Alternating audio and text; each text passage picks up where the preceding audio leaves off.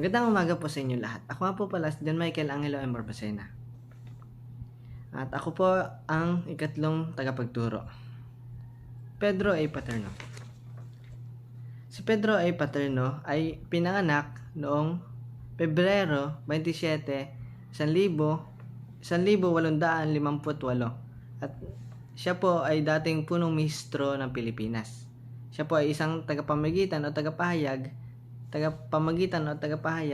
ng mga Pilipino sa mga Kastila upang mas mapahusay o maging mapayapa ang pamumuhay ng Pilipino sa kamay ng Kastila. Balita sa pagtagapamagitan sa Pakto ng Biak ng Bato ay sumasaklaw sa tatlong panahon ng panitikang Pilipino, ng Kastila, ng Himagsikan at ng Amerikano.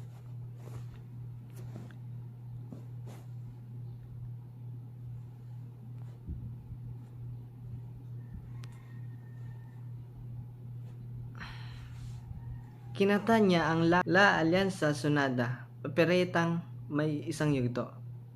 Magdapyo, iisang talinghagang may diwang mapanghimagsik. Sandugong panaginip, nasalin sa Tagalog ng La Alianza Sonada. Ang sandugong panaginip po ay siya po ang kauna-unahan na ginanap o nailathala sa isang opera na kung saan ang ginamit na lingwahe ay ang Tagalog.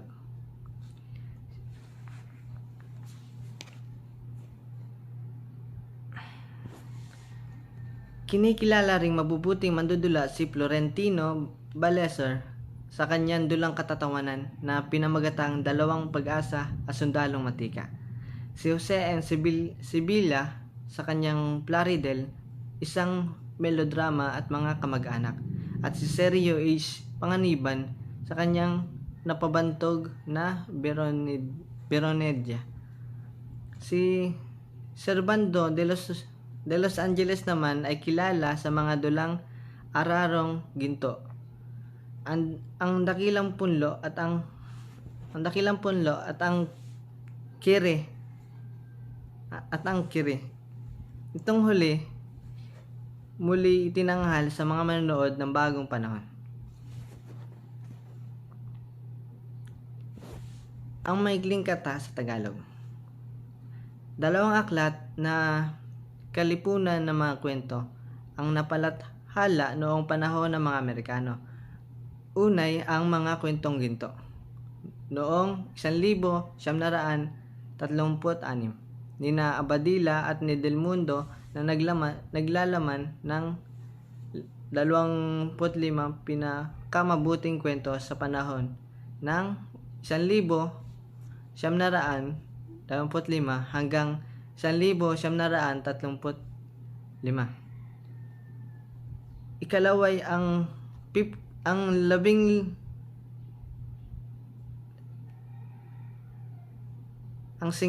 kwentong ginto ng 50 batikang kwentista ni Pedrito Reyes noong 1930.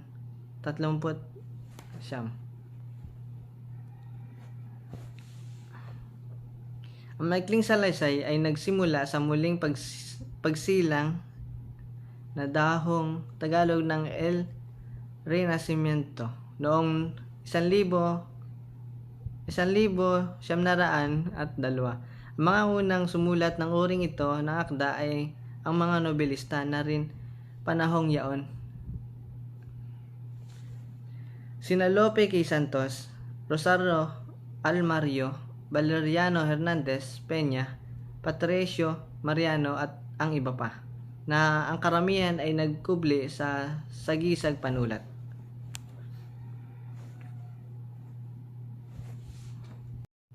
Mga sagisag panulat. Lope K. Santos, Anak Bayan, Dr. Lucas Lacandalita, Perfecto Malaya at Hugo Verde. Severino Reyes, ang Lola Basyang. Lola Basyang ay sikat na sikat dati pagkat ito ay sinulat upang magkaroon ng puwang at ito ay nakakalibang sa ating kabataan dahil ito ay mga kwentong bata at karamihan dito ay nakakasarap pakinggan talaga. Hindi talaga ito yung seryoso, dahil nandito yung mga alamat, yung mga may mga kapangyarihan, o yung may mga katang-isip na kwento. Kaya sikat na rin itong mga kwentong pambata ni Lola Basyang. At ito ay sinulat ni Severino Reyes, Patricio Mariano, Pedro Manibat, Juan Masili, Tagusugat at Di Magmaliw. Noong 1910, ang nanalo sa patimpalak panitik ng mga mithi ay ang kwento Ilyas ni Rosario Almario. Mula sa panahong ito ay unti-unti nang lalong kinahiligang basahin ng marami ang maikling salaysay kaysa nobela. At ang pahayag taliba, ang demokrasya at ang mithi ay nagsamantala sa pagkagiliw na ito ng mga tao sa pamamagitan ng palaging paglalathala ng mga kwento. Ang taliba ay nagdaos ng buwan ng talimpalak sa loob ng mahabang panahon.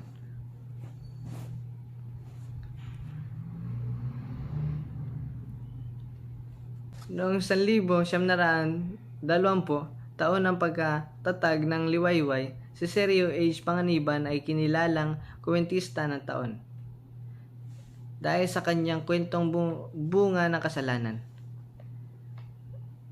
Ito po yung bunga ng kasalanan. Ito po ay binuod at ang tauhan po dito ay si Virginia at si Roden. Noong 1930, si Clodoaldo del Mundo ay lumikha ng tinawag niyang pinakamagaling na kwento noong taong 1927 na hanggang sa 1927, 1928 at 1929. Noong 1932, si Alejandro G. Abadilla ay lumikha naman ng kanyang talaang bugaw. Si Del Mundo ay naging unang pangulo ng panitikan noong 1935 at si Alejandro G. Abadilla naman ay isang makata, sanaysayista at kuwentista.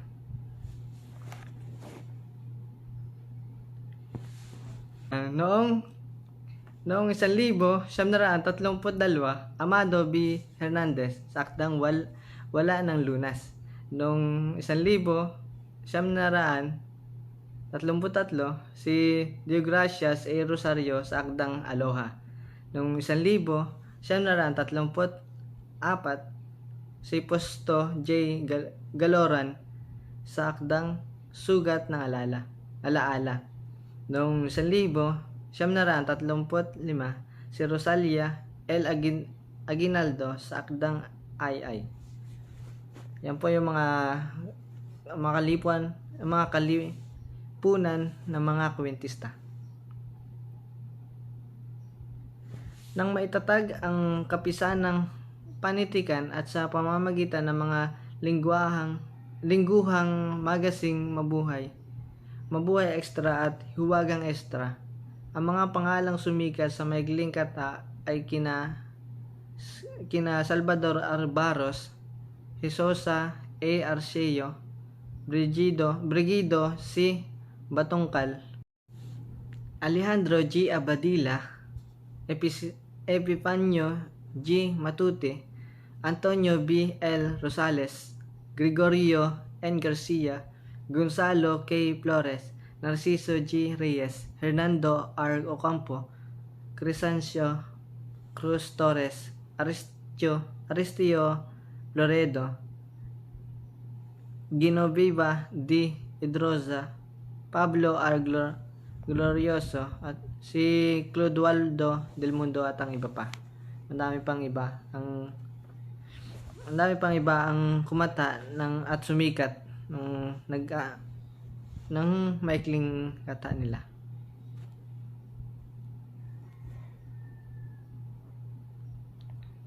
Magtungo naman tayo sa panitikan ng ibang wika.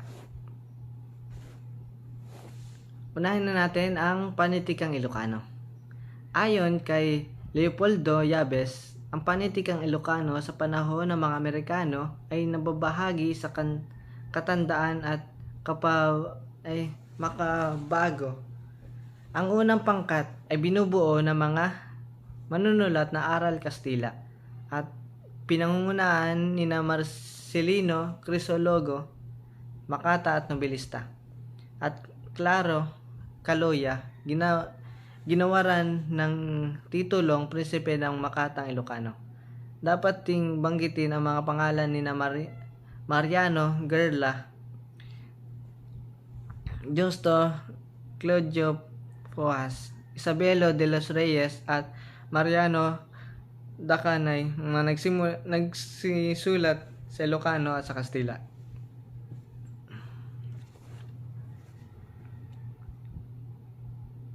Pangkat ng makabago. Pinangunahan ito ni Leon Pichay. Si Leon Pichay po ay sikat na manunulat sa Pilipinas, Makata, nobilista, kuwentista, mandudula at mananalaysay sa lingwaheng Ilocano. Ang bukunigan katumbas ng Ilocano ng Balagtasan sa Tagalog ay nalikha ng panahong ito. Hinahanga ang pinakamabuting Bocanegro ay si Leon Pichay. Ang mga ibang pangalan kabilang sa makabagong manunulat ay sina Chidoro Poronganan, Jose Resurrection Calip at Santiago Alcantara.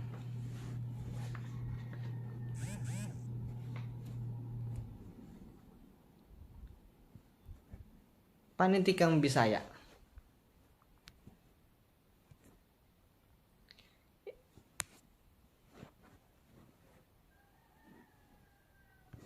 Apat na wika na sinasaklaw ng panitikang Bisaya.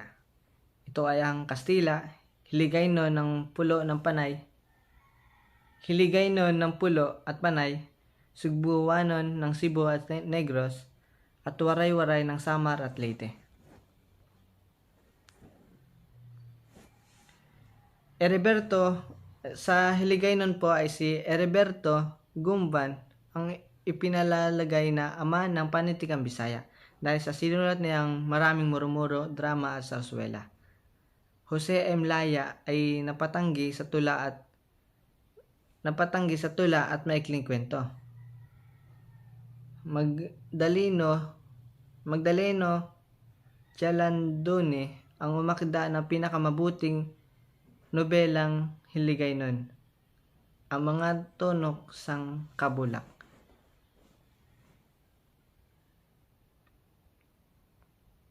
Sa Sugbuanon naman ay ang lalong matunog na pangalan ay si Vicente Soto na natanyag sa sinulat niyang kauna-unahang operang Bisaya, ang Mactang. Si Soto ay maraming nasulat sa Kastila at isang manlalabang periodista. Sa Waray-Waray, ang pinakamaningning na pangalan ay si Noberto Romualdez, naging maestrado ng Korte Suprema at sumulat ng maraming dula, sanaysay sa sosyo, politiko at hinggil sa Pilipinolohiya, lalo na sa folklore na Pilipino. Ang mga wikang ginamit niya ay Waray-Waray at Kastila. Magtungo naman tayo sa panitikang Kapampangan. Si Aurelio